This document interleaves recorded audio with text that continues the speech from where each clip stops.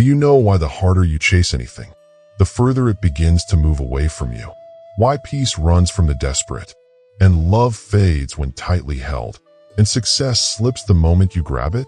800 years ago, in feudal Japan, a samurai named Rin asked the same question, and the answer destroyed the man he thought he was, before rebuilding him into something unbreakable. Rin was not weak. He was disciplined, respected, feared, but inside his chest lived a storm, a hunger that never slept. He chased calm like a man chases air. Every breath made the emptiness louder. This is where your story quietly matches his. Rin believed that peace was earned, so he worked harder than anyone alive. Yet the more he trained his body, the more his mind rebelled.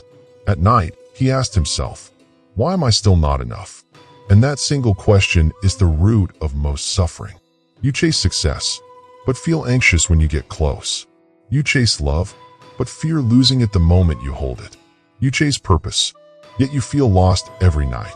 Because seeking creates attachment, and attachment creates fear. Rin left his village. He wandered for years. He studied Zen scrolls. He memorized wisdom. But knowledge did not free him. It only gave his suffering new words. And this is where most people mistake knowledge for wisdom. One evening, Rin met an old Zen master. The man invited him to drink tea. The master poured and poured and poured. The cup overflowed. Stop, Rin said. Can't you see it's full? What came next ended Rin's search. Your mind is like this cup, said the master. Too full to receive. You seek peace like a hunter, but peace visits only those who wait. Rin felt anger, because letting go felt like failure. This is why letting go feels terrifying to you. Before moving forward to the story, I want you to subscribe to the channel and comment how serious you are about your life. It really helps the channel reach more people. Plus, I enjoy reading all the comments and interact with you. Thank you for your support. Back to the topic. Rin stopped searching, not out of wisdom, but from exhaustion. He watched leaves float downstream. He did nothing, and for the first time, his mind went silent. What he found was what he never could chase. Zen does not say stop wanting. Zen says stop clinging. When you stop forcing life, life finally flows through you. Rin did not gain peace. Instead, he removed what blocked it. This is the secret they never teach. The moment you stop chasing is the moment everything begins chasing you. Rin thought the lesson was over, but he was wrong. Letting go did not bring instant peace. It brought loss, because Zen never frees you gently. The next winter, war came. Rin's village burned before sunrise. Friends fled, and some never returned. Rin felt grief rise, but he did not grab it. This is where most people break. When life takes from you, your instinct is to tighten your grip. You replay the past. You demand explanations. Rin did none of this, and that confused everyone, because letting go looks like weakness until it isn't. On the road, Rin met another warrior. This one was broken. I lost everything, the warrior said.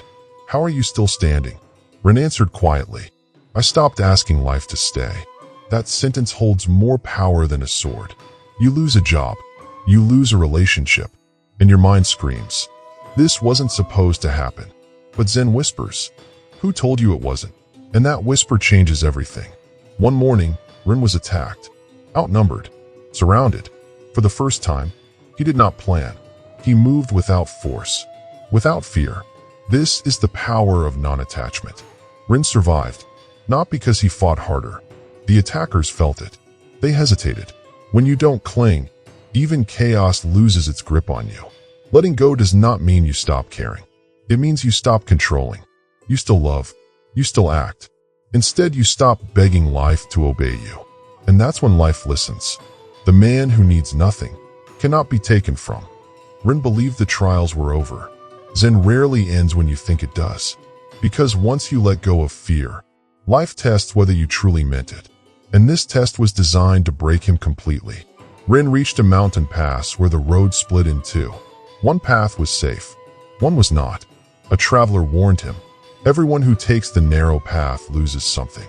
Rin did not ask what would be lost. That alone tells you who he had become. Most people would have turned back here. You want guarantees before you move. Proof before trust.